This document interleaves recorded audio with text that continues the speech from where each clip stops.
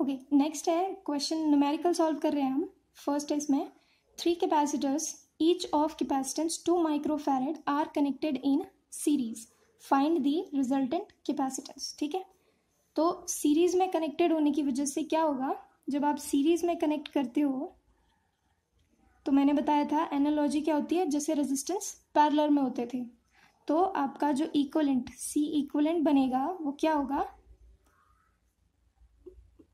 सी जो आप निकालोगे उसका, या फिर इसको पहले कर लेते हैं, 1/C इक्विवेलेंट जो आपका निकलेगा वो होगा 1/C1 plus 1/C2 plus 1/C3 and so on.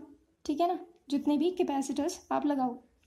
तो यहाँ पर हमारे पास कितने हैं, 3 कैपेसिटर्स, तो हमारा 1/C इक्विवेलेंट क्या बनेगा, 1/ सारे के सारे 2 माइक्रोफैरड के हैं, 1/2 प्लस 1/2 प्लस 1/2।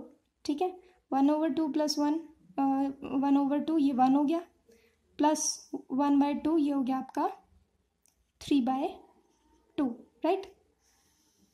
तो यहाँ से आपको C इक्विवेलेंट निकालना है, तो सिंपली क्या कर दो, इसका रेसिप्रोकल, यानी कि 2/3 माइक्रोफैरड। ये हो गया आपका आंसर व्हेन आपने 2 माइक्रोफैरड्स को सीरीज में कनेक्ट किया। ठीक है, ओके।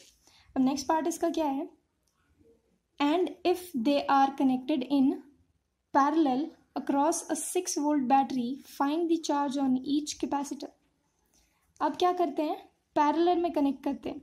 ठीक है, पैरेलल में कनेक्ट करते थे तब आपके पास एनालॉजी क्या थी, जैसे कि आपके रेजिस्टेंस सीरीज में कनेक्ट होते हैं, तो पैरेलल में कैपेसिटेंस पैरेलल केस। ठीक है, यहाँ पर जब आप करते थे तो C इक्विवेलेंट आता था आपका C1 plus C2 plus C3 plus so on, जितने भी कैपेसिटर्स आपने कनेक्ट किए हैं। ठीक है, तो यहाँ पर आपके पास 2 माइक्रोफैरड के 3 कैपेसिटर हैं, यानी कि 2 प्लस 2 प्लस 2 कितना हो गया, 6 माइक्रोफैरड, राइट।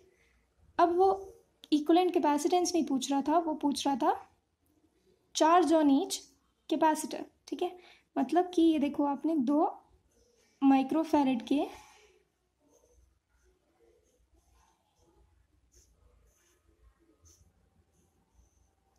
3 कैपेसिटर्स लगाए हैं। ठीक है ना, अक्रॉस अ 6 वोल्ट बैटरी, ये भी 2 माइक्रोफैरड है, this is 2 microfarad and this is 2 microfarad. तो हमने कहा था कि पोटेंशियल जो है अक्रॉस पैरेलल वो क्या रहता है, सेम, यानी कि V जो है आपका वो सेम रहेगा। तो V इज इक्वल टू क्या होता है, आपने कैपेसिटेंस का फॉर्मूला किया है ना, C is equal to Q upon V, तो यहाँ से V is equal to Q upon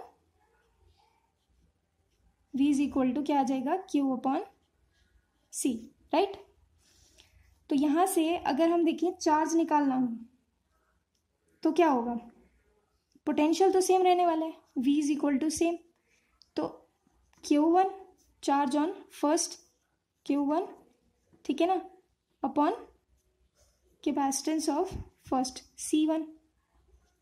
लेकिन Q1 इक्वल है Q2 के, इक्वल है Q3 के, तीनों चार्जेस इक्वल है, यानी कि और C1 C2 के इक्वल है और C2 C3 के, तीनों इक्वल है, यानी कि आपका सेम ही आएगा हर केस में। एक केस निकाल लो आप, बाकियों का वही आएगा, बिकॉज सेम आपके कैपेसिटर्स हैं तो उनके ऊपर चार्जेस जो होंगे वो सेम ही एक्यूमुलेट होंगे।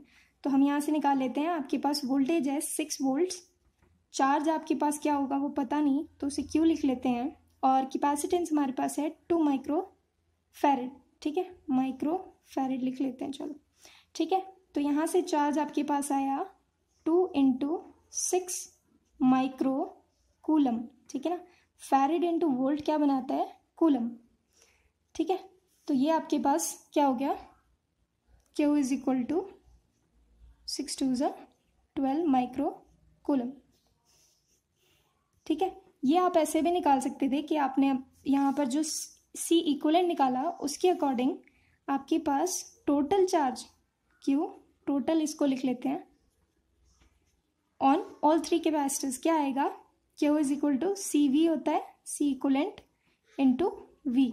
सी इक्वलेंट हमारे पास आया 6 माइक्रोफैरेड इंटू वोल्टेज थी हमारे पास 6, तो ये आपके पास हो गया 36 माइक्रो कूलम, यानी कि 36 माइक्रो कूलम 3 कैपेसिटर्स के अक्रॉस डिवाइड होगा। ठीक है, तो हर एक के पास कितना आएगा 36/3 यानी कि 12 माइक्रो कूलम। ठीक है, मेथड आपको चूज करना है, कोई सा भी कर सकते हो। फर्स्ट वन ये है जिसमें आपने सिंपली किसी एक कैपेसिटर को यूज करके निकाल दिया, या फिर आपने इक्वलेंट कैपेसिटेंस निकाल के, क्योंकि तीनों इक्वल थे इसलिए तीनों के पास चार्ज इक्वली डिवाइड होगा, इसलिए आपने उसको 3 से, टोटल चार्ज को 3 से डिवाइड करके हर एक के अक्रॉस क्यू टोटल निकाल दिया। Okay, thank you.